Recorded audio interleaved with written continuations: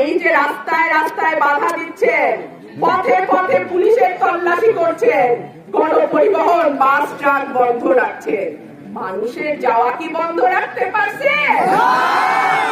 আমার ভাইয়েরা দুই পায়ে হেঁটে, রিক্সায় করে, ভ্যানে করে, প্রাইভেট কারে করে যে যেভাবে পেরেছে সমাবেশ স্থলে উপস্থিত হয়েছে। এক একটা সমাবেশ স্থল দেখেন জনসমুদ্র। আমার দল বাংলাদেশ জাতীয়তাবাদী দল একটি বড় পরিবার।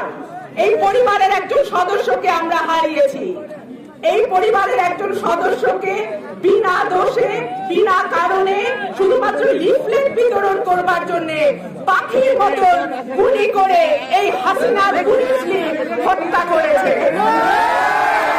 এই হত্যার বিচার বাচ্চারামপুরের মাটিতে হবে। একটা কথা পরিষ্কার বলে দে, র্যাবের বিরুদ্ধে স্যাংশন হয়ে গেছে এই ধরনের হত্যাকাণ্ডের জন্য। পুলিশ ভাইরা আপনারা সাবধান হয়ে যান। আমার দেশের আমার ভাইয়ের বুকের উপরে আপনারা গুলি চালাবেন, আমার ভাইয়ের রক্তে বাংলার মাটি ভিজবে, আপনাদেরকে এর একটা একটা করে জবাব দিতে হবে। একদিন বেশি দূরে নাই, আমরা তো গণমাধ্যমে কাজ করি, আমরা দেখি সাধারণ মানুষের মন্তব্য আমরা পড়ি।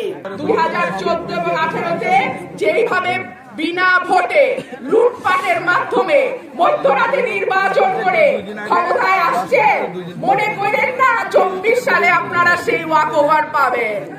24 সালে বাংলাদেশের মানুষ আপনাদেরকে সমুচিত জবাব দেবে। আপনাদের ভয় বিএনপির জনপ্রিয়তাকে ভয়, আপনাদের ভয় দেশমাতা বেগম খালেদা জিয়ার জনপ্রিয়তাকে ভয়, জনাব তারেক রহমানের জনপ্রিয়তাকে ভয়।